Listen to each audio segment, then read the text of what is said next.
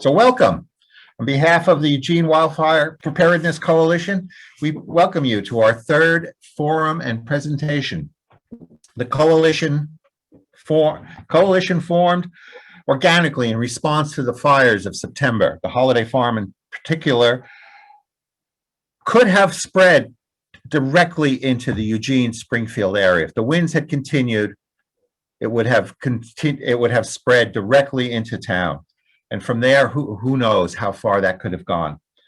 One of the questions we are asked most frequently is, what can I do to prepare my house, my apartment building, or land for a wildfire? We have invited two prominent speakers to tell us just that. Ms. Katie Gibble with Ashland Fire and Rescue and Professor Amanda Rao with Oregon State University. But first, we're going to do a little bit of housekeeping.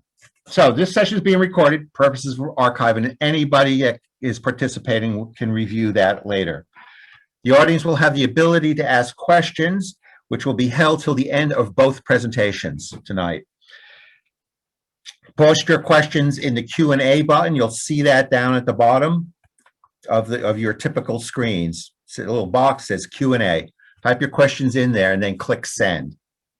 In this webinar, all but the panelists will be muted, and available resources will be later on. We'll be posting in the chat box available resources, things that bring you to links for the Preparedness Coalition, for the climate reports that are being issued, and a number of other useful bits of information. So that'll be posted later on. At this point, we're going to go into our our first speaker.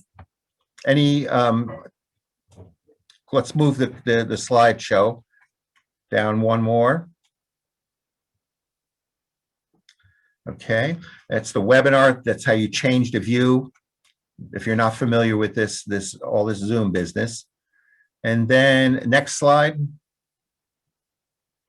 All right, let's close out these slides. This is something that, just to give an idea of the relative fire hazard that exists here in the Eugene-Springfield area.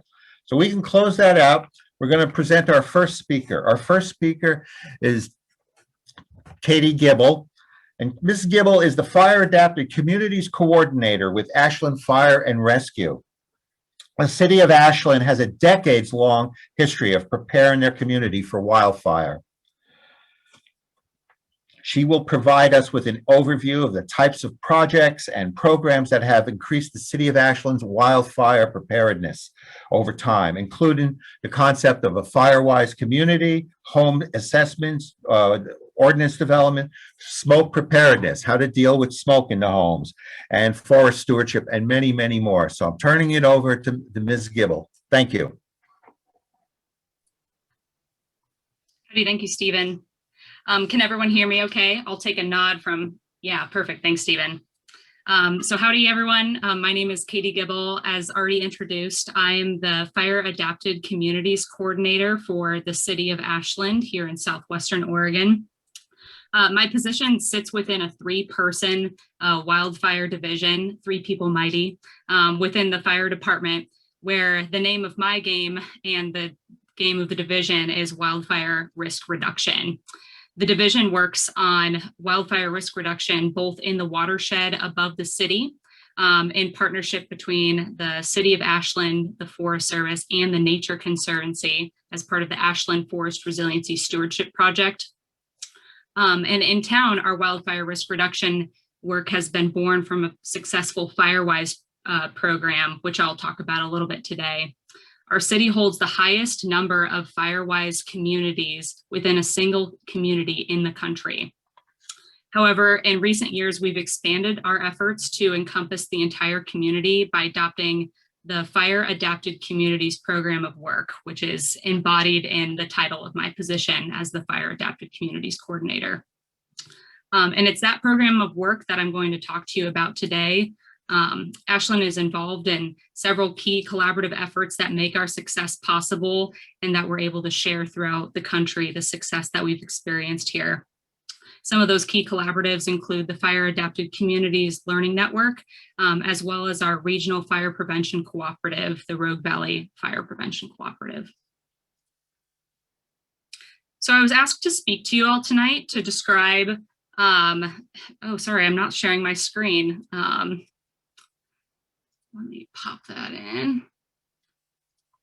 Perfect. Your screen is up now. Great. Are you seeing a fire adapted communities graphic? Yes. Excellent. Thank you. I was asked to speak to you all tonight to describe an example of a community that's working to adapt to wildfire. The programs that Ashland's Wildfire Division has built over the years, including Ashland Forest Resiliency Stewardship Project, Firewise Ashland, and our wildfire safety ordinance, is used as an example for other communities working to adapt to fire throughout the country. And I'm really happy to be here talking to you about those programs from here in our chunk of the country today. So to begin, how does a community work to adapt to fire? The answer is you have to think about the entire community. What does a fire adapted community look like? This graphic from the Washington State's Fire Adapted Communities Learning Network does a really good job of encompassing the facets of fire adaptation for an individual community. It requires working to prepare our surrounding landscapes, which is our forests and our rangelands, for wildfire. It involves thinking about our homes and landscaping, which is going to require providing a lot of education and outreach to the community to make that individual home work possible. And it's also going to involve providing tools and resources to get that work done. A lot of folks in Ashland here, for example, are retired. They don't necessarily have the means or the bodily function to do a lot of this work themselves. And so how do we help those people? Becoming a fire adapted community also requires us to think about looking forward in time for when inevitably, as many of us experienced in this 2020 fire season, for when wildfire does occur. So it requires thinking about evacuation and response of our fire department during a fire, and looking even further through time, how is our landscape going to respond to fire on the landscape? Here in Ashland, we sit right at the base of our watershed, which is very steep. And so when we think about not only when that fire happens, but what's going to happen to our hill slopes and our watershed after that fire occurs. How do we help our residents, businesses, infrastructure, and everything else be prepared for wildfire and help our community recover when support is needed most? That's the question that drives being fire adapted. If you're thinking about this in your community and working collaboratively to make it happen, then you are working to become a fire adapted community. So think about that for yourselves as a neighborhood or as an individual homeowner. How is your community working to become fire adapted based off of that concept? There are always ways that we can improve our community's adaptation to fire to become more resilient as a community. So for those of you that do better with text than pictures, working towards becoming a fire adapted community involves thinking about these items: fuels reduction, codes and ordinances, local capacity, community wildfire protection plans, aka CWPPs, business preparedness, evacuation, Firewise. All of these are components in becoming a fire adapted community. But it's important to recognize that different communities are going to have unique solutions towards adapting to wildfire. And most importantly, to embrace the fire adapted communities concept, a community must be taking responsibility for these items listed in this graphic. They must adapt to the way that they design, build, and live within wildfire landscapes that they call home. So that's what Firewise community or fire adapted communities is in a nutshell. But what does it look like in practice? And that's why I was asked to talk to you all today. In Ashland, we have several highlights that we are proud of that I'll be sharing with you today. But in the spirit of the fire adapted communities concept, I'm also going to share some areas that we are actively working to improve, recognizing that we're not perfect. We've still got a long way to go. And that really embraces the fire adapted communities concept of constantly working towards becoming fire adapted. To start, I'll point towards a website that that a lot of the resources that I talked to you about today are found, and that's at our fireadaptedashland.org website. I don't know about Eugene in that area, but Ashland likes to have as much custom information specific to our place as possible. And so we point everyone we talk to about wildfire in Ashland to the various pages on this one website, a one-stop shop. And so when people are asking questions about smoke or business preparedness or Firewise, we can point them all to the same place, which is really valuable down the road. And so if that's something that resonates with you as you're thinking about how you're working to become fire adapted in your community, consider creating a one-stop shop for your residents or for your neighborhood or for yourself. So I welcome you to check out that website. A lot of what I'm talking about today is found there. So the first program that I'm going to cover is one that most of you have probably heard of and are pretty familiar with, and that is the Firewise USA's program. In its simplest form, Firewise is a formal program that provides organization and direction for a neighborhood to understand and reduce wildfire risk. A neighborhood with several dozen homes or several hundred homes can organize to become a Firewise community. Ashland adopted this program early on after wildfires in both 2009 and 2010 here in Ashland destroyed several homes and threatened hundreds more. 10 years later, 10 years down the road, Ashland has 36 active Firewise communities. And as I previously mentioned, we have the highest density of Firewise communities in the country for a given town. The biggest benefit to this program is that once a Firewise community has been organized, the residents that are within that Firewise community become spokes in the hub and spoke program or system of me being able to spread my word further throughout the community. The way I look at it is I only have 2 arms. I've only got 40 hours a week that I'm doing this work to help the community prepare for wildfire risk. But each Firewise community equates to hundreds of hands, hundreds of arms, and thousands of hours of risk reduction work and education taking place throughout our community. These are neighborhoods that are learning together, they're working together towards shared goals that me as a fire department staff have helped those communities recognize as like, this is the risk, this is what we need to be working on. It's a way to get together and work towards eliminating that risk and achieving that goal. It's a great education and outreach tool. You probably are familiar with it already, so I won't try to harp on it too much. But it's just really important to mention that it is a cornerstone of many wildfire risk reduction efforts in communities throughout the country. And it's because it's formalized, it's really easy to get started. It requires a lot of work and effort, but it's something that is achievable and you can set goals for yourself. And that really makes it a useful program. In Ashland, our Firewise communities over the past 10 years have completed over $1.5 million worth of fuels reduction work in our neighborhoods. This is just one picture of one project about 5 years ago. And in this photo, one of our Firewise communities identified a hedge of juniper shrub that was planted downslope of a wooden house. And they were like, this is a fire risk. It's on a slope that's going to lead right up to this house. Let's get rid of it. So we reached out to our partners at ODF, who have historically had funding to complete fuels reduction work. And they came right out and cut out the flammable vegetation. So when I look at this photograph, I breathe a sigh of relief. Oh, that juniper's gone. But Herb, the crew leader who's on the left corner of this photo, I just know what he's thinking. He's saying, one down, 10,000 juniper shrubs to go. So we really appreciate the partnership with Oregon Department of Forestry because they help us get a lot of work done here. And hopefully you guys can partner with them too in your projects. And Firewise communities, you know, thinking about the entire community aren't just meant for single family home neighborhoods. In Ashland, we have several townhome and condo-based Firewise communities that have gathered together and found a lot of success as well. And again, note that juniper is a resounding common sight in Ashland, one that we are happy to see less and less of every year. So our Firewise program has been amazingly successful. It's amazing. But what happens is, as a staff member, we sort of have limited capacity of our ability to reach out to these Firewise communities. So nearly 10% of our community resides within a Firewise neighborhood.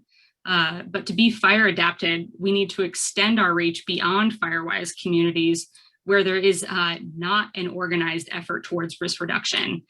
You all probably know some neighborhoods are more coherent, more organized than others. And so what we find in Firewise communities is those coherent, engaged neighborhoods become Firewise, but that only represents a small chunk of our community. So how can we work at other ways of the fire adapted puzzle to prepare for wildfire?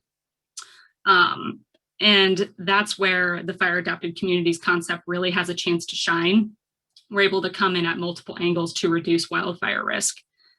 So in Ashland, one of the best tools we have in our pocket is actually our wildfire safety ordinance.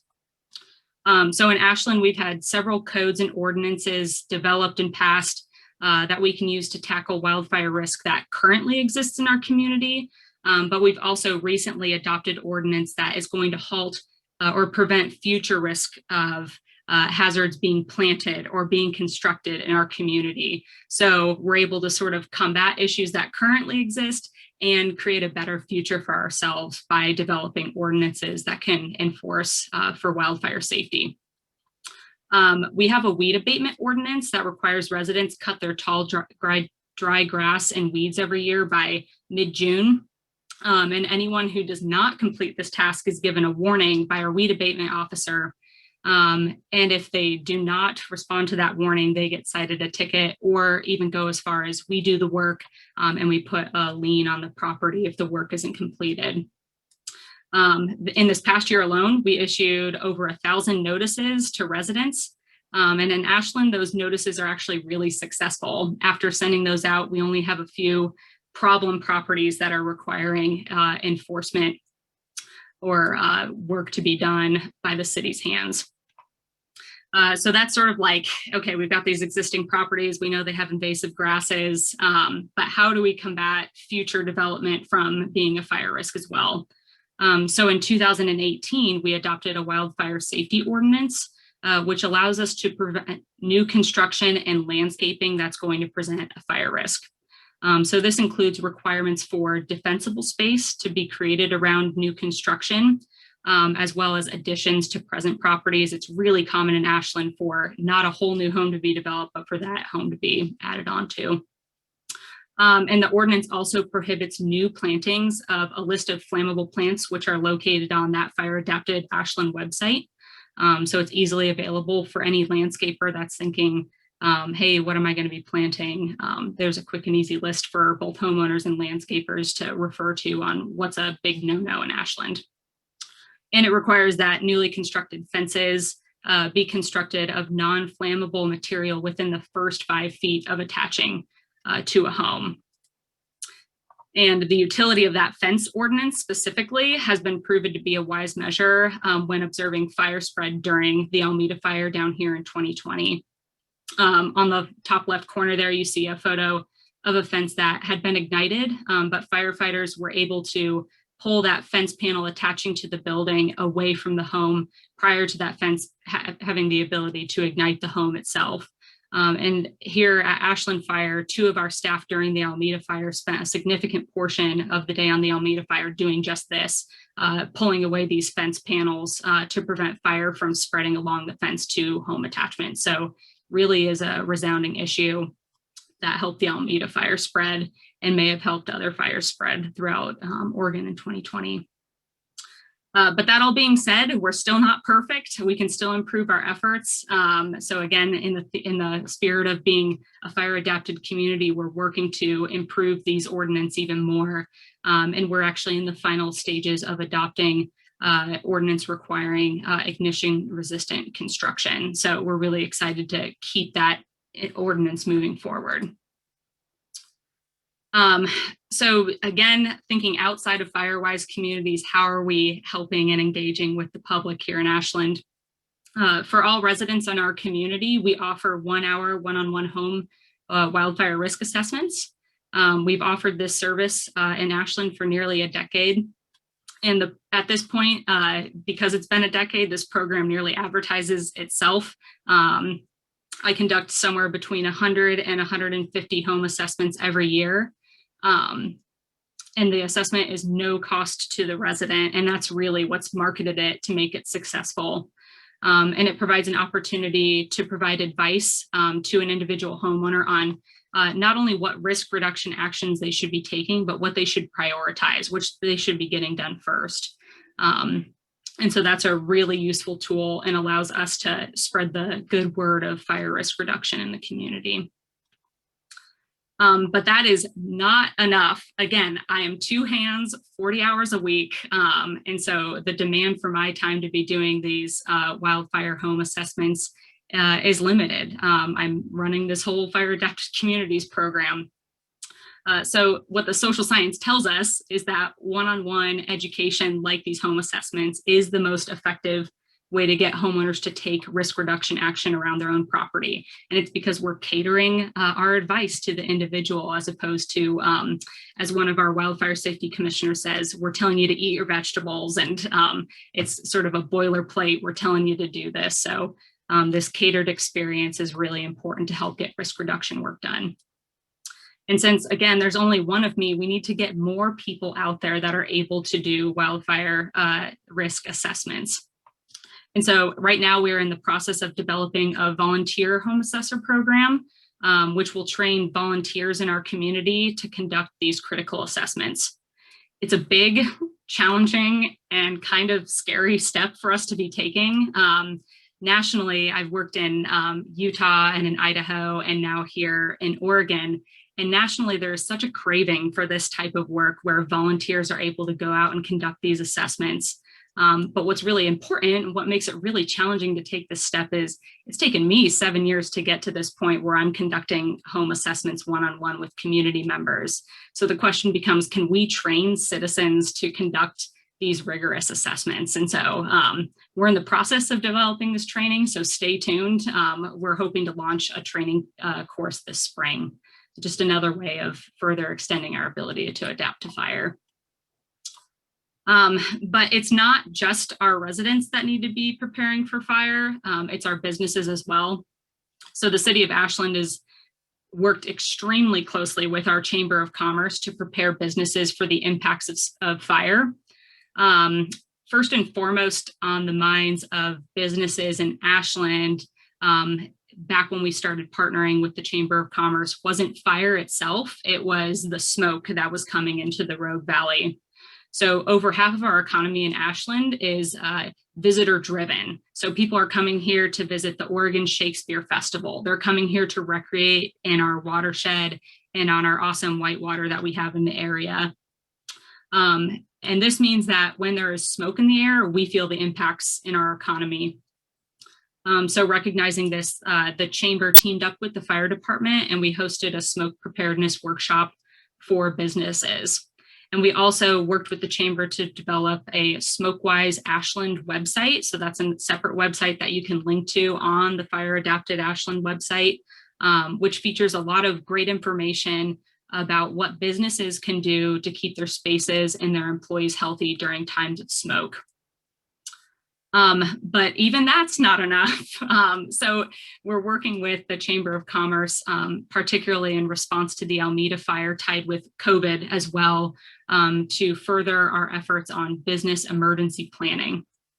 So again, after the Alameda fire, there were countless stories from local businesses here in Ashland about a variety of scenarios.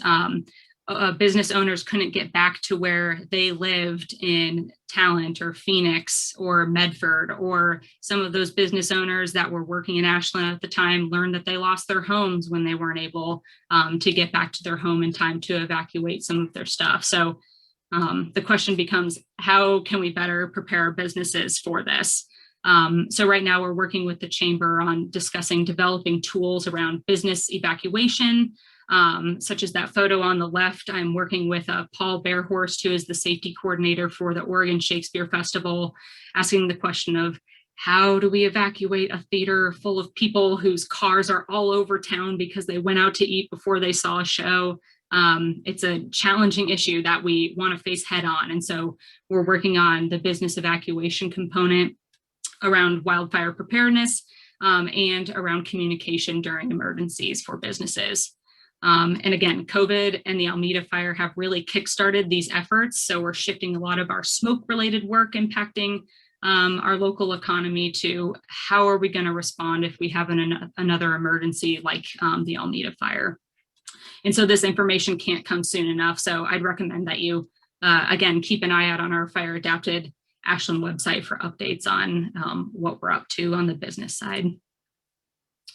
And while we're on the topic of smoke, our Smokewise Ashland website is not just about businesses. In fact, business preparedness is only a small component of our Smokewise website.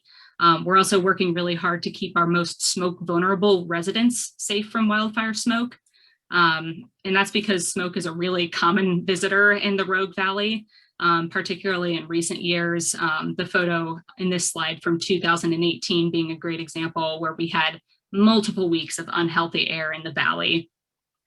And 2020 was no exception, which in our case really proved to be an insult added to injury after the Alameda fire. And so I mentioned the Smokewise Ashland website. This site includes information on anything from how to create and maintain clean air within your home or business.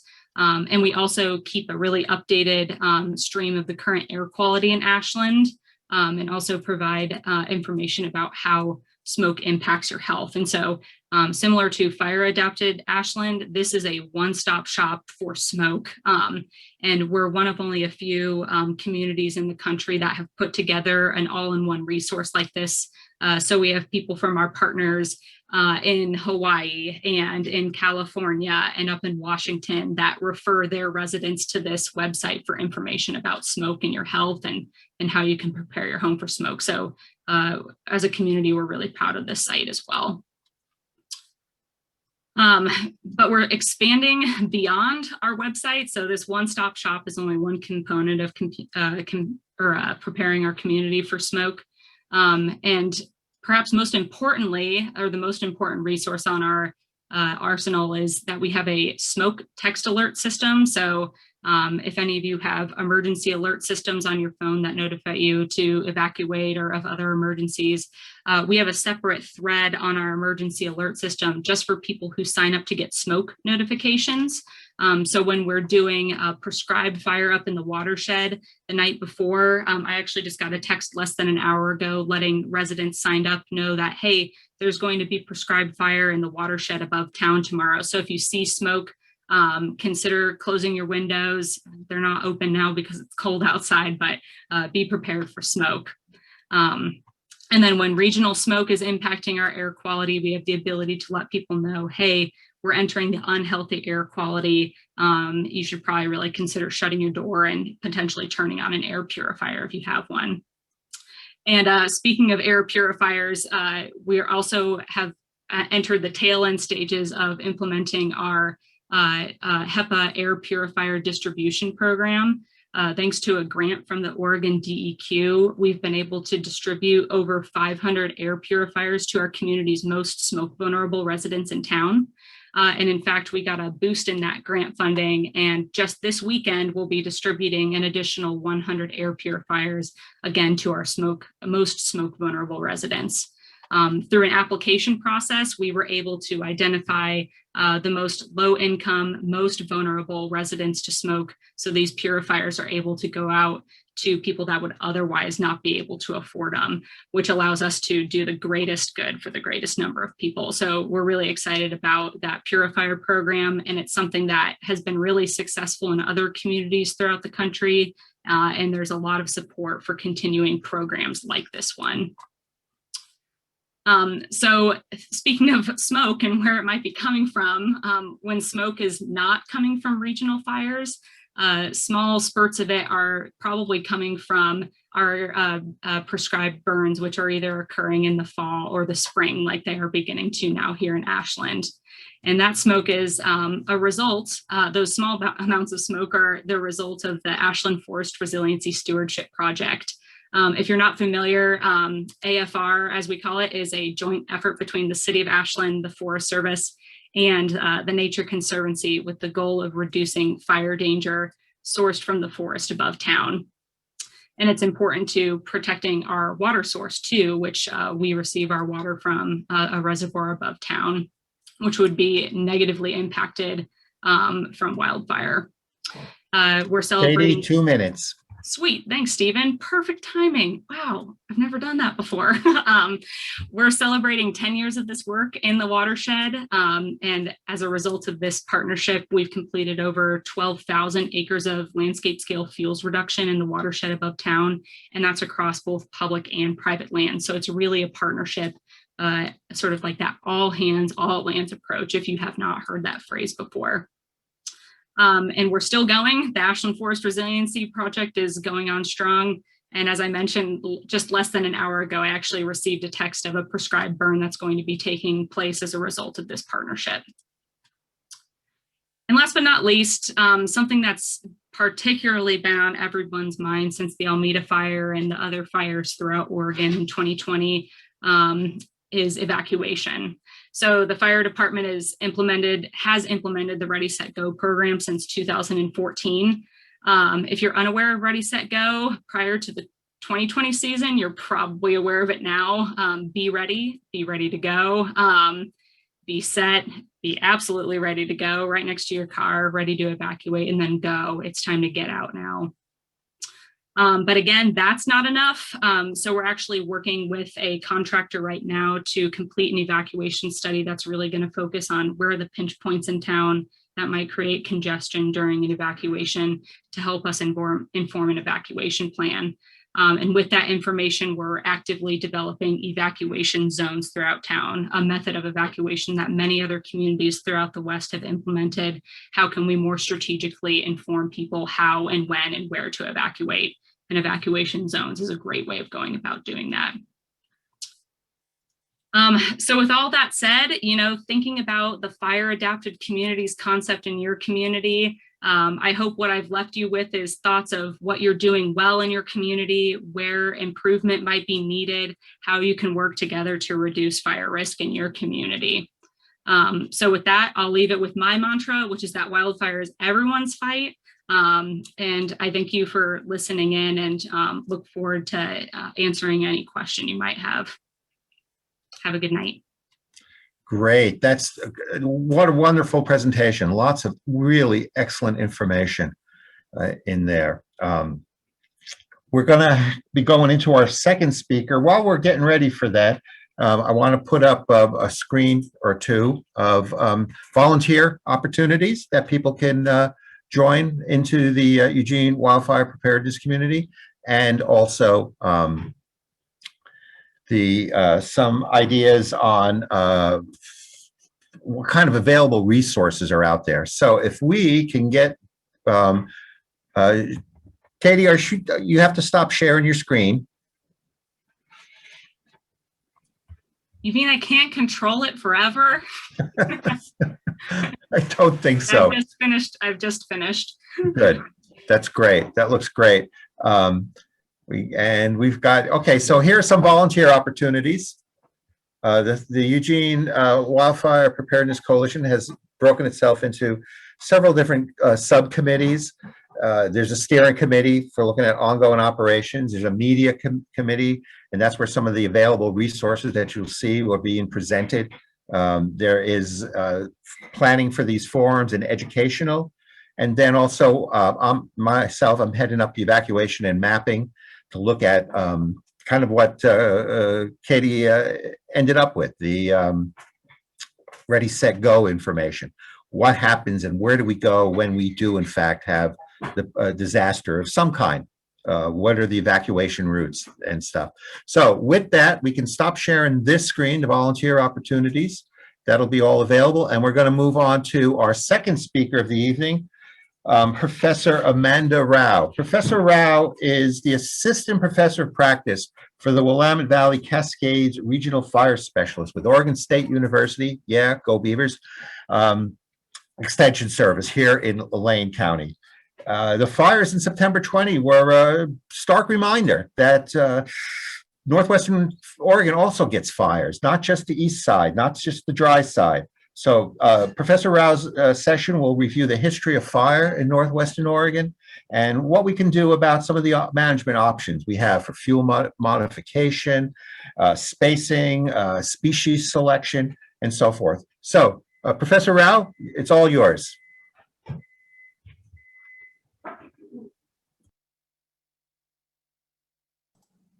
Thank you, Steve. It's a pleasure to be here. My name is Amanda Rao, as you've already been told. And I started working in fire management in 1999, based here in Springfield on a hand crew. I was fresh out of the University of Oregon, so go Ducks too. And I had a philosophy degree under my belt and wanted to do fire. And that began a long and wonderful career that I'm now fortunate enough to be able to work here in my hometown to help us think through the fire problem we have and what are we going to do about it. So my presentation is kind of going to be a bit of a retrospective and then a little bit about what you can do moving into the future. I like to start with this slide because it actually shows a picture of some of the work that you can do with fire that Katie was talking about. And this is actually down south, doing a burn right up next to someone's home to protect it from fire. So you will find me talking about using fire to manage fire. And the reason that we do this kind of work, not just using fire to manage fire, but modifying fuels and mitigating risk and managing hazards. Number one, I like to remind that it's because we need to create safe places for our firefighters to work. We are sending them into increasingly more dangerous places to protect life, property, homes, etc.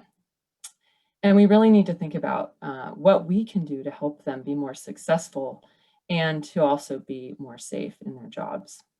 But we also really want to protect our homes, infrastructure, and our social and cultural values that are threatened by fire. And then, of course, conserving natural resources and habitat. Fire can create habitat. It can also ruin habitat. So the right fire at the right place in the right time. And we see both kinds, the kind of fire that wreaks havoc and the kind of fire that does good. So I'll try to distinguish between the two. But the whole idea here is to create community resilience, right? And being mindful about what fire might do if it comes into your community, no matter whether you live down in town like I do, or you live out in the South Hills where you see more of that vegetation. All these places are the same when it comes down to it, as we've seen from the Alameda fire. But my talk's going to focus a little bit more on, how you can modify fuels, as well as some of the fire history that informs that kind of management.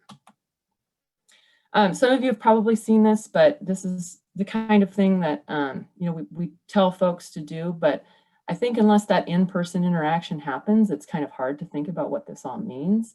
I made this slide really relative to the kind of synoptic wind events that we experienced during the holiday farm fire and other Labor Day fires to indicate that if you really want to prepare around your home for those kinds of fires, you need to always be prepared. You need to do the work in the summer, revisit it, and make sure it's still good. I know that I can clear my roof in the springtime, and I'm going to need to clear it again in August. And then also just maintaining that irrigation around your house. So the home hardening part is what you can really do the most with. But the thing that gets confusing, especially here on the west side, is what do you do once you get out 30 feet from your house? And what kind of effect is that gonna have? It's not as straightforward as in more dry systems. And I'll talk a lot about that in my talk. But then I want to add that when we're talking about subdivisions, we also add homes into the mix, and that complicates things further. And that's why we all have to work together. That's why we can't just think of ourselves as existing on these isolated footprints that we just treat and manage for. Because a lot of us don't even have that much room around our houses to treat. And it's just another house that someone else owns. And if they don't do their part, then maybe what I did on my side of the fence isn't going to be that effective. So this is why the Eugene Wildfire Preparedness Coalition, the Rivers to Ridges program, and some of these other partnerships are so critical to get communities together to think through this. And fire adapted communities and Firewise communities are also good examples of that. And I'm not going to talk a whole lot about this stuff throughout, but it's just something I like to plug at the beginning, that you can do your part in that first 5 feet, especially nothing burnable at all, and really breaking it up when you get out to 30 feet, but start working with your neighbors beyond that if you're in town. And if you're not, a lot of what I'll talk about today will address some of the strategies that you can use for managing fuels. But first, I want to talk about the spatial and temporal scale of fire and how it behaves. Most of us have a fairly good understanding of what a flame is and what it needs. It needs some fuel, it needs heat, and it needs oxygen. A fire event needs topography, weather, and fuel. And that's fairly well known as the fire triangle in the firefighting world. But then you get up into a fire regime, and then that's influenced by variability of climate and then averages as well, vegetation types, topographical and other regional controls. But then you get up to the super fire regime, long-term climate variations, biome persistence, and regional and subcontinental controls. And that's actually more of what it's at play here than anything else when it comes to these rare event west side fires like we just experienced. I like to use this example to demonstrate that we're coming out of a time frame during which fire suppression was very active and effective, but it wasn't just because the firefight was really great and good. A lot of it was also because the climate was helping a lot. When the fires of 1910 occurred around the turn of the last century, the climate was very warm and dry. And so big fires were more common, and it induced a paramilitary suppression approach that is still being engaged in today. And that met this climate period during which the wetter, cooler conditions really made firefighting very successful. And so we thought we were really good, but maybe we were just lucky because here we get into a warmer, drier period that we're in now, and we see increases in hectares burned up to what we haven't, and this is only up till 2010. So we see this up off the charts now. So that's just kind of indicating that there are climate variations, and in this case, it's known as the Pacific Decadal Oscillation, that really influence whether or not we get the kind of fires that we've been experiencing. So we've got this layer of climate variation that already happens, and then it's being amplified by climate change. That is human-induced climate change. And so you basically have an amplification that's occurring, and I like to think of it as a climactic acceleration of fires. That's really the way I like to describe it. So in this slide, I'm showing you that these Labor Day fires that we just experienced did make it into the top 25 here in Oregon's history from what we know.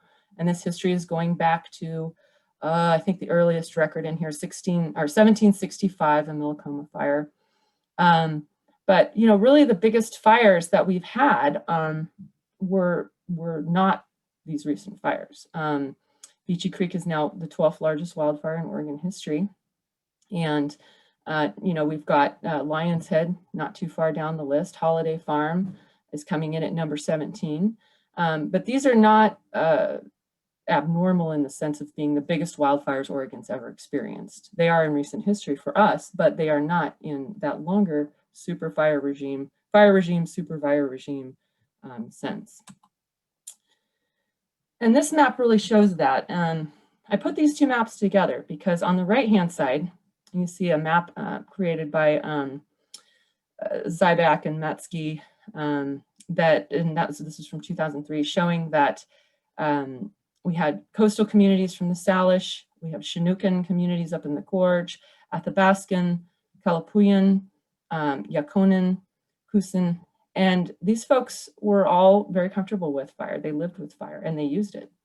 And you can see that over here because here we have the late 18th, 19th, and earliest 20th centuries, a lot of fire all through the Coast Range. We're not even talking about the Cascades here. This is just the Coast Range.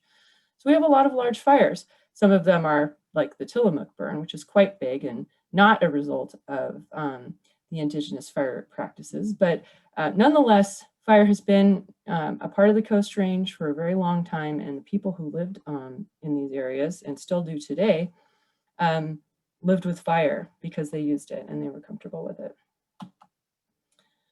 I think it's important to just note that the historic vegetation of the Willamette Valley was very much dependent on this kind of fire that existed. When we look at wet and upland prairie and savanna, we see a 6 to 15-year fire return interval. When we move into the oak woodland, we see it increasing to 21 to 40 years. And then you get into riparian conifer forests, and it's somewhere to 71 to 1,000 years. Now, this is based on a very, coarse data set from a project called Landfire. So you can refine this more through data collection and other observations. And I would argue that the 6-year return interval in wet and upland prairie and savanna is not often enough. It's more like 3 years in my experience. And I've done a fair amount of prescribed fire in the Willamette Valley as the fire manager for the Nature Conservancy. So that's based on my experience. But you see that really the vegetation types over here, which are based on General Land Office data that was basically drawn from to create a map of what we think the vegetation was like in the 1850s when fire was more a presence on the landscape as a management tool because of the folks who lived here, the Calapooians. And this is what it looked like. It was open, but it had places that were grown in and wet, but a lot of savanna conditions where trees were sparse and open, and not as much of what we know today of closed canopy Douglas fir forests. They're pretty common throughout the Willamette Valley. And this painting here, and by the way, I'm showing these because we don't really have photos of what these places looked like when they were originally encountered by the colonial settlers. So, but we know that here is a camp, and this is in the foothills of Mount Hood. And these are all examples of what fire does. This is not clear cut. This is what we would think would be an example of sort of clear cut or even age management practices, but it's not. It's the result of fire and the people that lived with fire on the landscape. So the presence of fire on the landscape basically reduced the hazard of fire for the people who were living here, as well as providing numerous cultural benefits, foods, hunting, travel routes, countless benefits that fire provided. So I'm going to pivot just a little bit here to talking about the differences between the west side and the east side. The west side is the wet side and the east side is the dry side, and they're totally different stories. But a lot of what we hear about what to do about our fire problem comes from the east side, and yet it's not necessarily applicable here. So I think it's important to just point out that we see, on the dry east side, fairly frequent fire return every 0 to 35 years. Whereas here on the west side, it can be every 200 years before fire is seen. But it may be as frequent as every 35 years. And these are very general. There's much more detail that you can get from, say, land fire and other sources. So we know that the fire return interval has a wider range. 0 to 35 years is fairly specific, but 35 to 200 years leaves a lot of room for variation. Van Pelt created these graphics which show us what the natural role of fire is in dry forests. So and this is assuming that frequent fire has been at play. So we see year 0, we have a fire maintained stand, and then it experiences some fire which impacts it. And then we see this is what the stand looks like as a result. So that little clump in the middle disappeared and a snag was created. And then we get another fire at year 60. And then we see at year 80, this is what it looks like. And so with frequent fire, things don't change a whole lot. It's fairly stable. There's a snag that comes down and then there's another one that's created. But it's not highly variable. It's a pretty stable, simple pattern of low intensity at regular intervals over space and time. Well, unfortunately, sorry, my computer froze up here for a second. Unfortunately, Van Pelt did not create graphics for the west side, so I made this. And this is my first stab at this, so hopefully I'll be able to refine this over time. But when we start at year 0 here, and this is in an unmanaged forest, I'm going to talk about strategies for managed forests, but this is in a forest that is sort of left to its successional pathway following disturbance, meaning how does it develop over time without disturbance? So here we got year 0, and that's where we're starting. And then maybe we have a little bit of fire here, somewhere between 0 and 100 at maybe that 35 year, but it doesn't do a whole lot. And then maybe we get some low to mixed severity fire somewhere between that 1 and 200 years. And by the way, this is a longer term trajectory, so this is going past 300 years. But at some point, when you get to the right-hand side, you're going to see, well, it's overdue for a stand replacement wildfire. Now, as to what impacts that has when it does have a standard replacement fire, that's another question, but it's basically at the point where it's ready to start over and go back to zero. But throughout that process, there's fire that comes in and impacts what this standard replacement fire is really like. So I say that by contrast, this is a complex pattern of varying intensity, extent, and frequency over space and time, and that makes it a lot more difficult to manage for. It makes it more difficult to figure out what to do about that problem. Douglas fir on the west side has been regionally episodic in its establishment, and it's followed periods of widespread fire, and those periods of widespread fire are associated with warm, dry climate periods. The reason for this is that Douglas fir does not like growing up in the shade. It is a shade intolerant species, so it really thrives in open sun, and that's part of why even-aged management and clear-cut logging is an approach to Douglas fir forestry, because it likes to grow up in full sun. So that whole cycle is kind of mimicking this, but not exactly, because I kind of showed you in that previous slide, there's a lot more variation, you know, in that scenario. So this is just basically saying that, you know, after those warm, dry climate periods, when we've had all those fires, we see the establishment of Doug fir, and I showed you that in those slides with the Coast Range and the fire that was seen there in the 18th, 19th, and 20th centuries. So what does this mean when you have managed or already disturbed stands, even-aged management, for example? Well, I kind of broke this up into, you know, 3 different categories of young forest, mid-aged forest, and then, you know, becoming older forest. And I'll use that as kind of a guide. And it's analogous to things like, what do you do about brush, for example, because trees that are really young are going to kind of act like brush. A principle that I like to use here is in that on the west side, because we have a very productive climate here. Photosynthesis works well, our soils are good, it's temperate, it's just ideal for growing just about anything, as many people know. And so when you take away the canopy, you're exposing the surface fuels to light. And oftentimes, if they've been suppressed by the canopy because they're not tolerant of that shade, they grow in response. So when you reduce canopy cover, you're increasing some of that wind exposure and drying, surface fuel development on those productive sites, but you also may be reducing ground fire potential. And that's kind of the character of what I'm talking about here, is that there's a lot of trade-offs. Some people think, oh, the trees are what burns, so we need to deal with the trees. Well, maybe, but it depends on the site and what you can do to maintain whatever you decide to do as far as fuels treatments go. I did a bunch of modeling and I captured that here for 4 different scenarios to show the differences in different fuels and how they burn. This first one is short needle compact timber litter. So what this is describing is a forest that's more or less closed canopy, but it doesn't have a lot of limbs from the ground up, and those are called ladder fuels. So it has what we call a higher canopy or crown base height, which doesn't allow fire to climb into the crowns as easily. So this is really fire staying on the ground. This is on a 40% slope. So we're using actually the highest slope to kind of, you know, crank it a little bit to make it show something more. Fully cured live fuel is fairly windy. So all the conditions that would generate good fire behavior, but you don't see it here. We see, now some people think the term chains per hour is kind of an archaic one, but it's very commonly used in fire, and it's 66 feet. So we're saying, okay, the fire basically moves 33 feet in an hour. That's not very fast. And the flame lengths are less than ½ a foot long and very low ground fire potential. Now I use these same inputs for these other, you might recognize this photo. I just realized I made this my background today. I love this photo. It's a picture of a burn at the Willow Creek Preserve in West Eugene. So when we go ahead and move into very high load broadleaf litter, so that includes broadleafs, but also pine needle cast, for example, you see an increase in that rate of spread and 3.6 foot flame length. So that's actually pushing the limit at which a firefighter can engage. Firefighters are not supposed to really engage directly with flame lengths over 4 feet high because it's too dangerous.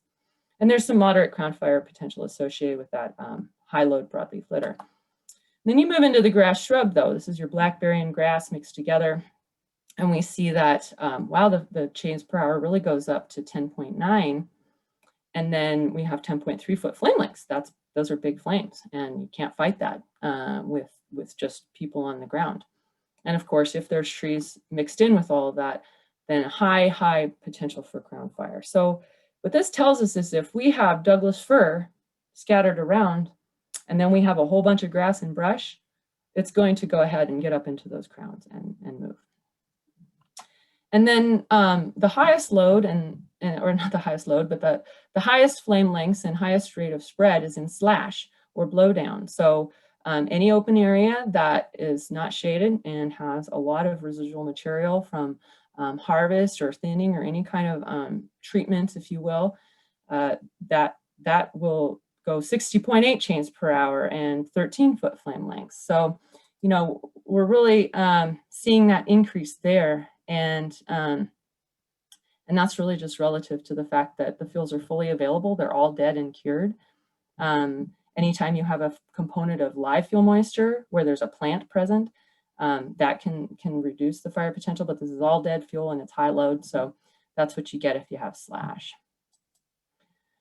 Here I kind of outlined the fuel bed strata to just kind of get that point home that depending on which strata you're dealing with, you will have different effects. So if you're just doing the horizontal canopy thinning and spacing, you're going to reduce crown fire because you're breaking up the canopy.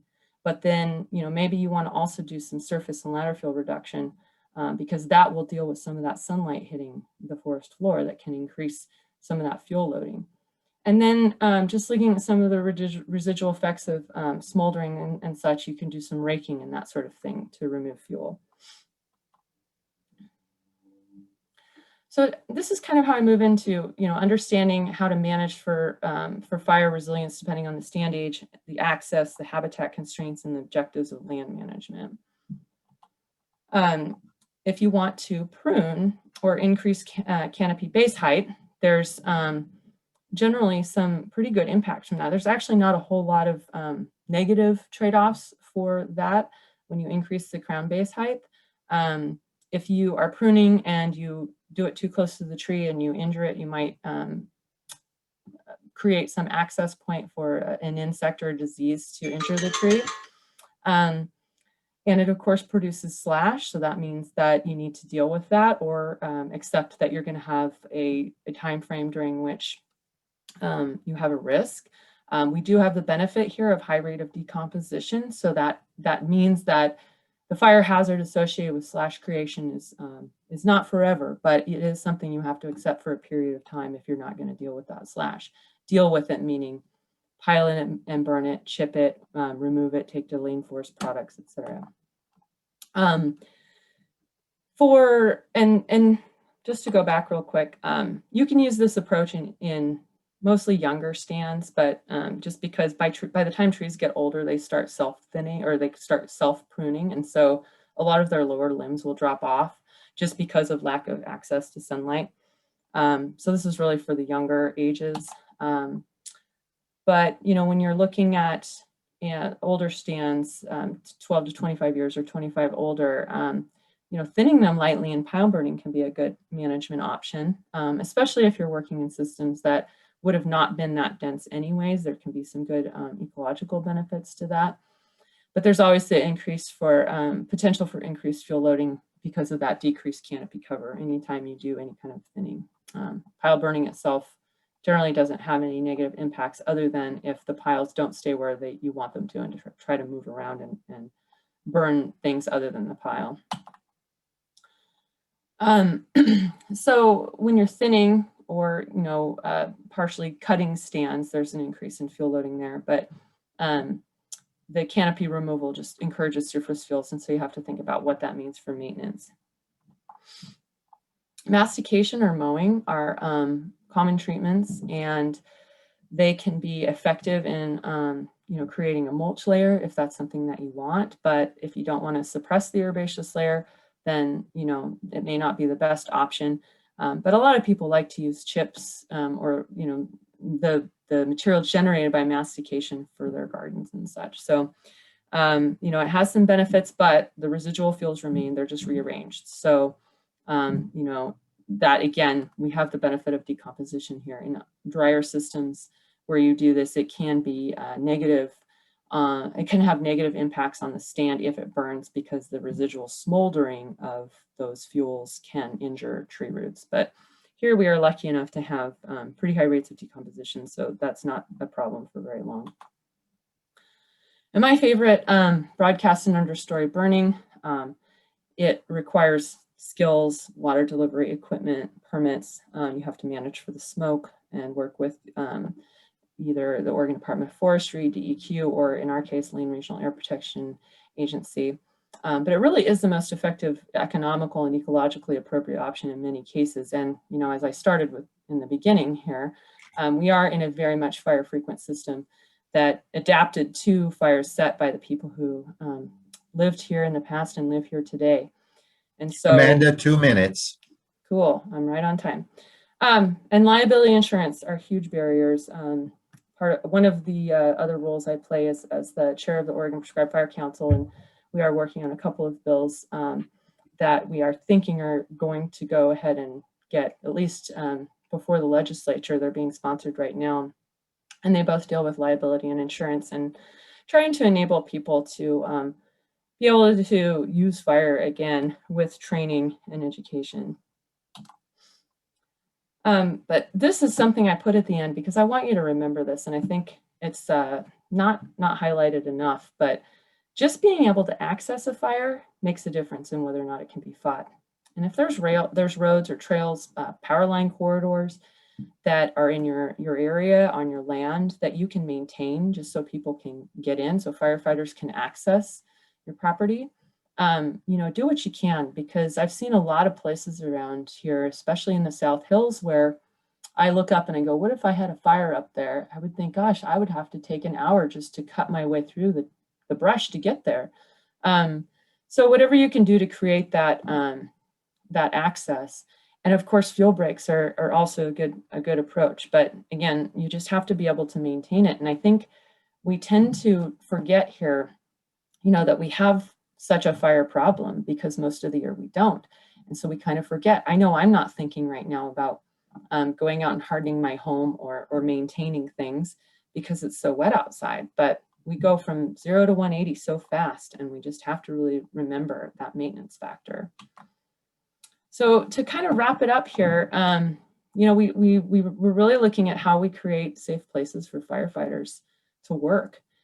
And we're putting them in a system where fire has long played an important role in shaping the ecology of not just forested ecosystems, but prairies and wetlands and savannas and woodlands.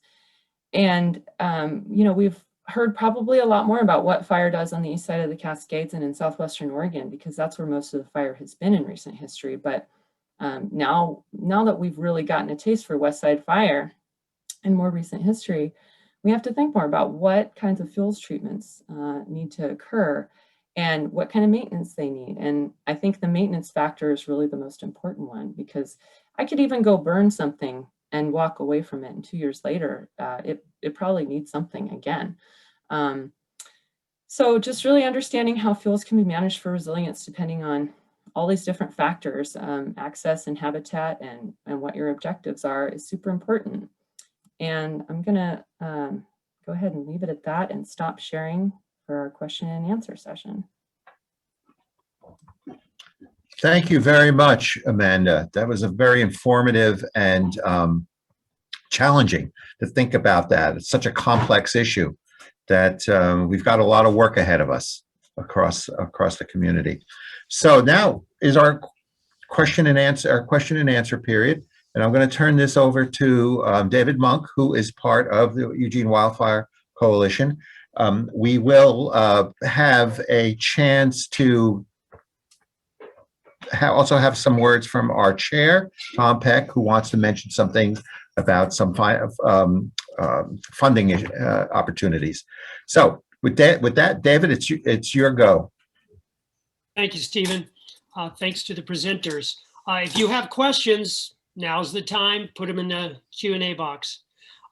Katie, let me start with you. You mentioned that Ashland is either in the process of training volunteers to do property assessments or intending to initiate a program like that. Would you give us some specifics about that? Does Ashland have concerns about liability for those citizen volunteers?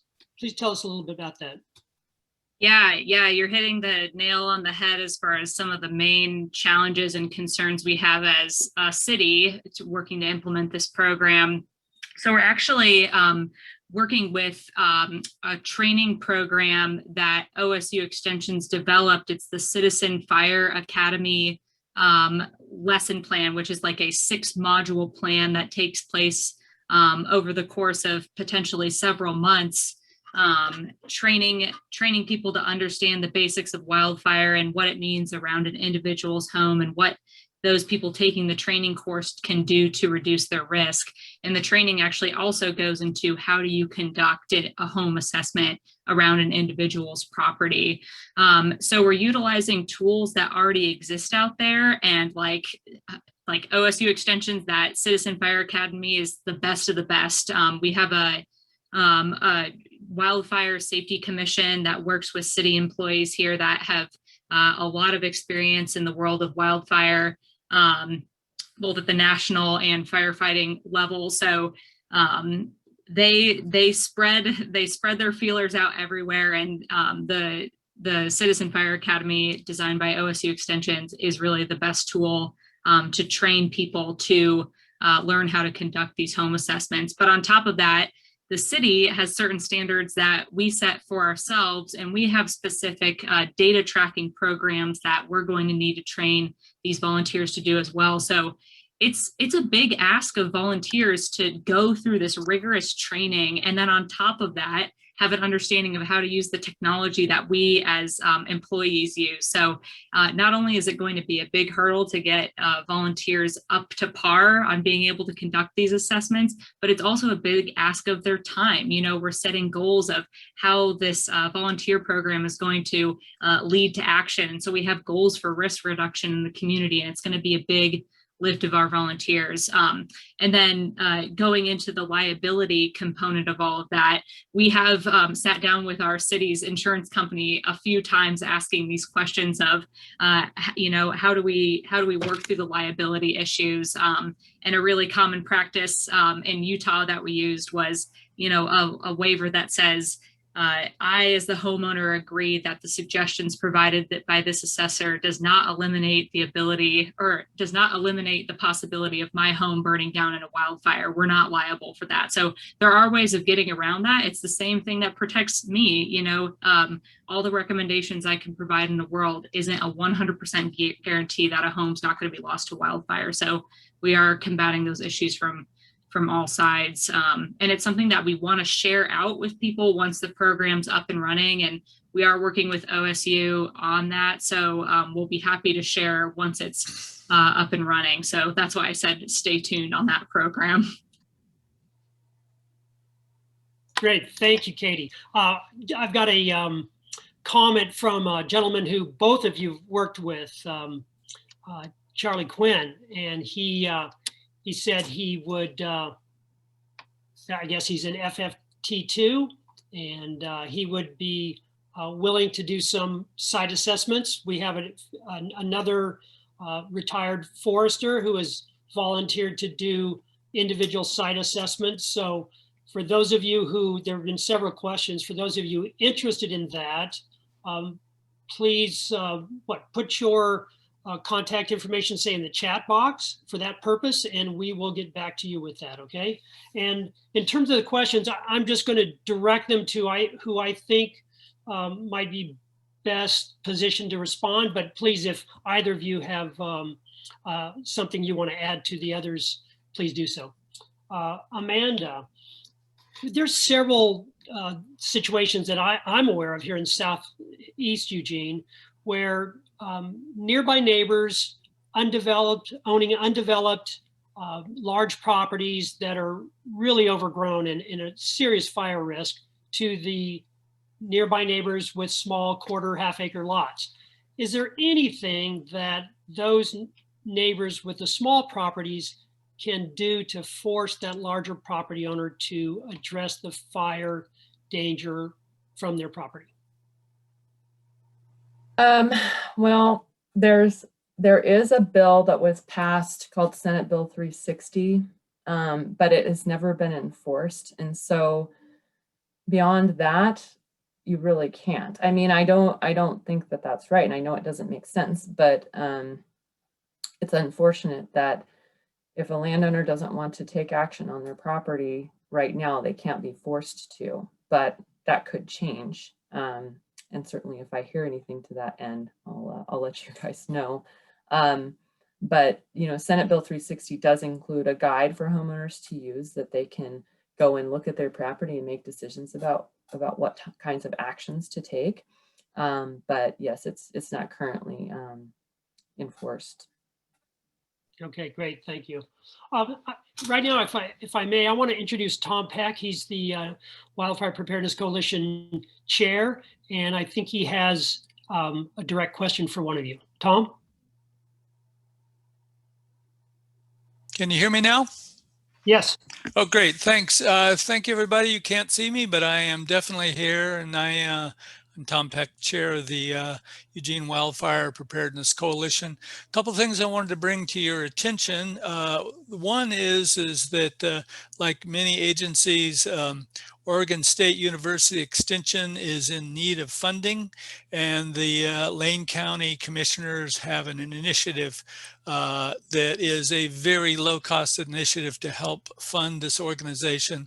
But this presentation and all the things that Oregon State University Extension does for our community is critical. All of the fire preparation and the training they do.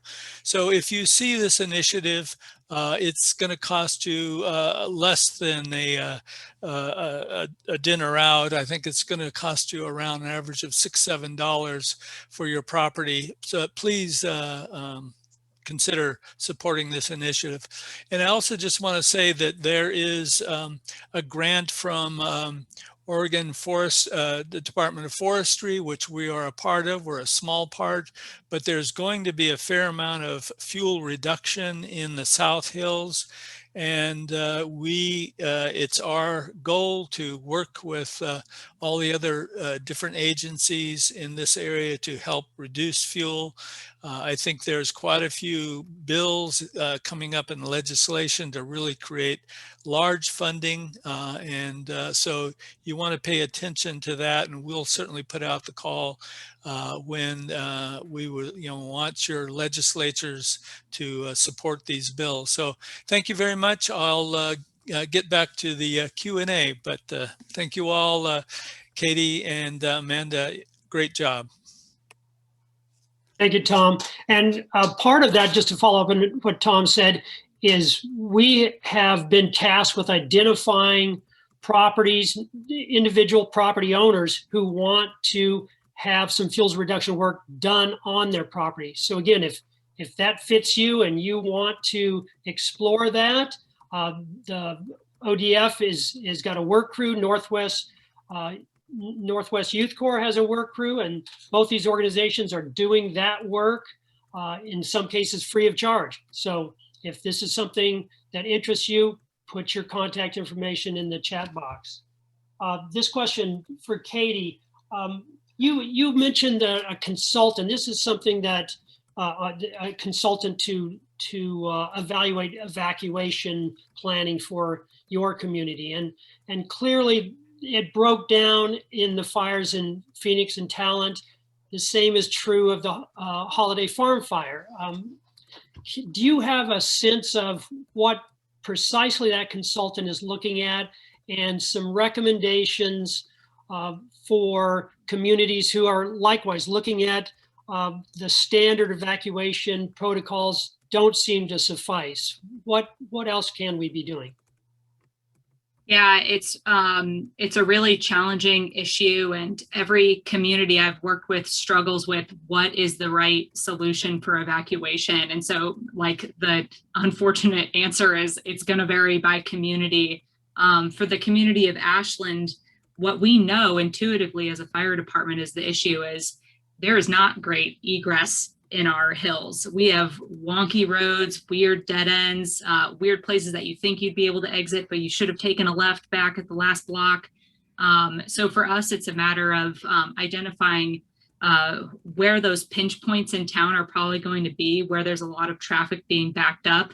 And that's something that intuitively we kind of know the answer to. We know our community well enough to know, like, oh yeah, that intersection is going to get messy. But what this contractor is doing some traffic flow modeling based off of a public survey that was actually sent out, asking questions like, how long do you think it would take you to gather your belongings, put it in your car, and exit your property? That way we're able to do traffic flow modeling that helps us identify areas that, given when different people are modeled to leave their home, where are these pinch points in town going to be? The end goal of that being, okay, we know where these problem areas are, here's where we need to focus on solutions. So that's really what the contractor's focusing on. But ultimately it's up to us to implement a plan as a result of that study. And there are several examples of doing that differently throughout the country. And we're taking an approach where let's split the town into different zones and create communication plans around those zones. So that's stuff that's still unfolding. We haven't unfolded it to the public yet because we want to make sure we get it right. So something that takes a lot of time to think about and is worth thinking about. Thank you. Yeah, that's something clearly, I mean, we've actually thought about sirens in the community because in the Holiday Farm fire, people lost power. They turned their cell phones off to retain their batteries, and they didn't receive the alerts, the text alerts. So we didn't need to have redundant systems, clearly. Okay, thank you. Amanda, you just responded to the question about non-flammable fencing, but there's this difficulty I know we're having in the coalition, and I think property owners have, in translating, creating defensible space to an urban setting. So I think both of you would have some thoughts on this. So can you give us some specifics? Because as you said, for the most part inside our community, our neighbor's house is 10 feet away from ours.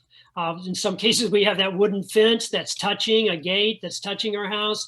But what's your thoughts on creating defensible space in an urban setting? What are the most important things people can do? Amanda, you want to start?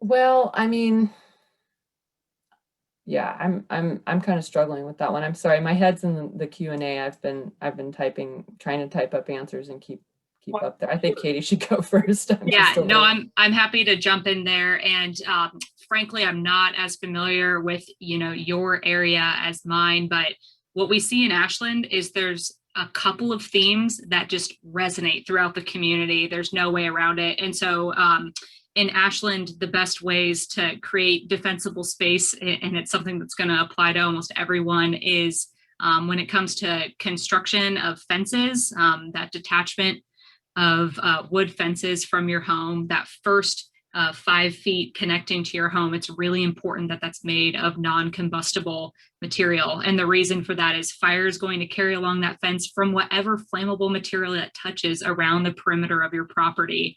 And it's going to carry along, it's going to make contact with your house. It's going to ignite the eaves under or above which the fence sits. And it's really a big problem. That being said, a lot of people, don't plan to replace their fence anytime soon. And so sort of a stopgap for that is if you're told to evacuate and you have time, usually there's a gate that connects from your home to the fence, and prop that gate open if you have a chance, because that literally stops the path. And then as far as the other best defensible space recommendation I have is start at the home and work your way out. So we divide our zones of defensible space into 3 zones. And the first one is the first 5 feet around your home. So harden your home to embers, remove flammable vegetation within that first 5 feet. Make sure that you don't have old dilapidated decks that are attached to your structure. Keep them coated, keep them painted. Do anything that you can to harden that first 5 feet. It makes a huge difference, and it's your first line of defense. Excellent, thank you. Amanda, you had a question that you responded to in the Q&A, but I thought I'd follow up with you in terms of funding. I know that Tom mentioned ODF funding, and you did as well in your response. But what are you anticipating for public funding to assist private property owners, to assist jurisdictions like the City of Eugene in developing a program very much like Ashland have? That is what our hope is that we can find the funding to hire staff within the Eugene Springfield Fire Department to focus on wildfire preparedness. Do you have a sense of what kind of funding might be coming through the legislature? The only funding currently coming through the legislature is that emergency funding that I'm aware of. But that's not to say there won't be more. I would say that the BLM actually has a wildland urban interface and community assistance program, and they do a fair amount of grant funding here locally. There has to be an entity that can sort of be the sponsor, who's 501c3 nonprofit of some kind that can handle the administrative side of taking on those funds and using them. So I would say that's one really good option.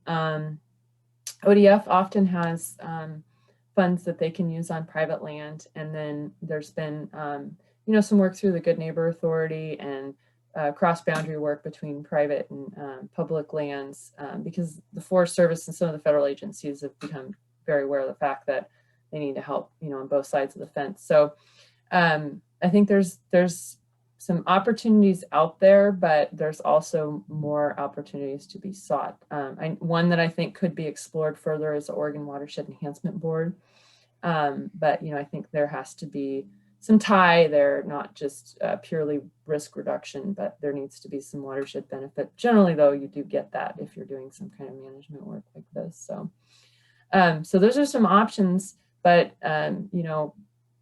opportunities come my way, and I've been trying to coordinate with Tom a little bit to provide those to him, as he is interested in trying to coordinate some of that. So, so yeah, I'll definitely be following up more with you guys as I hear of more opportunities. Okay, thank you. Thank you. Katie, you mentioned the Firewise Communities early on, and it's my understanding that they're principally for rural residents. Do you know, can neighborhood associations in Eugene, even small, say, collection of neighbors, can they create Firewise communities inside the UGB? Absolutely. The Firewise program is not, there's like no boundary on who can and who can't, other than there are set size restrictions. There's a lower end restriction. I forget if it's, you have to have at least 12 people. I always miss that number, but then there's also a maximum. You can't have more than 2,500 homes within a Firewise community. So there are size limits on becoming a Firewise community, but what often drives where Firewise communities are located is where there's staff support to help those Firewise communities get started. So one of the main components of a Firewise program is someone with wildfire expertise needs to come out and help you conduct a wildfire risk assessment of your neighborhood. So what I've seen in other communities that I've worked in is if there's fire department staff there to help provide those assessments, then you're more likely to see Firewise communities there. But where staffing is short, where there's not a fire department that's engaged in Firewise USA, then those are areas that you don't see them. So if you're familiar with Firewise communities in rural locations, it's probably because there's a rural type resource there to support Firewise communities. But here in Ashland, all of our Firewise communities are based within town, very much like in the city. And we have a lot of success. In fact, our most success probably where those Firewise communities are tied to an HOA, where there's sort of a governing body to help drive that effort forward. Wonderful, thank you. Thank you. Amanda, can you tell us, is there any planned prescribed burns around the Eugene Springfield area?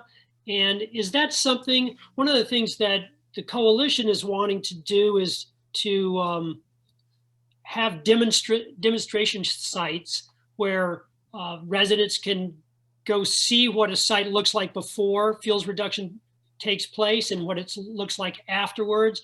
I know I've witnessed maybe some of the burns you've done in the Nature Conservancy out in the West Eugene wetlands. Are there any prescribed burns scheduled here for this spring, or that people might go and spectate? It's possible there will be some pile burning I'm sure there will be pile burning. I've seen people burning piles recently, but springtime is not the most appropriate time to conduct a broadcast burn here because of the impacts to wildlife and plants that are reproducing. So really, even now would be not really the best time because you can see a lot of plants are emerging and they're starting their reproductive cycles. And so we don't do any fire management work if we're doing it in an ecologically mindful way until the fall. And that was the time frame during which historically burns were set in the Willamette Valley. So that's attuned to after the plants have senesced. So they're dead and they're done reproducing, and then we can go ahead and burn them, and it sets them up for more successful reproduction later.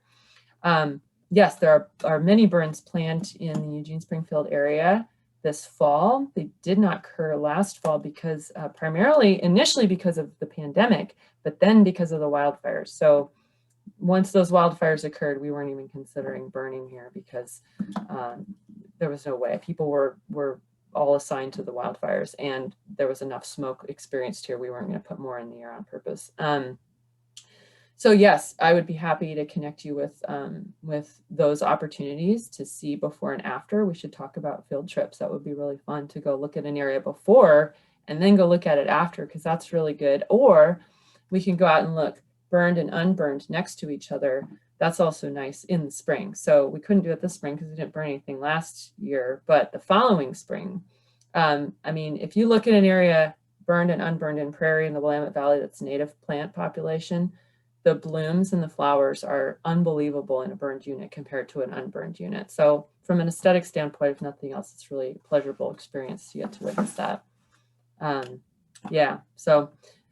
always say there's not enough burning planned or implemented, but there's quite a bit on the books now because of not being able to burn last year. Okay, good. Thank you. David, I'm going to interrupt here just for a second. We've reached the 7:30 point, which is our usual plan. There's a lot of questions out there. We can go for another 15, 20 minutes maybe if our speakers have the time and are willing to continue answering questions. We've actually, I believe we've responded to all the questions, both whether Amanda or Katie have responded to them in writing or verbally. So we're all caught up. Okay. Any last words then from either of our speakers? Well, I just want to say thank you to the group hosting us tonight for taking this on. We got a tricky problem here, and it may be that we're dealing with like sirens and really solid evacuations, but I tried to give you guys some stuff that might help, but there is no silver bullet here. This problem is very complicated here, and so we got to think about it in terms of lots of different solutions to a complicated problem, and it's going to be all hands on deck, like Katie was saying. It's all of our problem, and it doesn't matter where you live. You're either breathing smoke or you're dealing with a wildfire hazard on your property or nearby, and so we all have to be in on this together, and that's what this group is doing, is trying to bring people together to do that. So thanks, you guys. You bet. Thank you. Katie, anything? Last words? Yeah, I think Amanda got it right. There's no silver bullet. It's going to take everyone and everything to, really actively reduce the wildfire risk, no matter where you live in a wildfire prone landscape. So just keep the fire adapted communities concept in mind. There are creative solutions out there, and you just need to match them up to the community and the space that you're living in. So there's no solution not creative enough to help you reduce your risk. So best of luck to everyone as individuals and to you all as a community. Great. Thank you very much. And thank you for all the attendance. And with that, we'll close off with something I read of George Washington. He said, fire is a useful servant, but a fearsome master. And I think it's worth keeping in mind. We've got information available. It was in it. People can do it. We'll be following up with folks. We want people to be involved with us, and we can tackle this issue going forward. So appreciate everybody taking the time in their evenings to attend, and especially to our speakers. Thank you.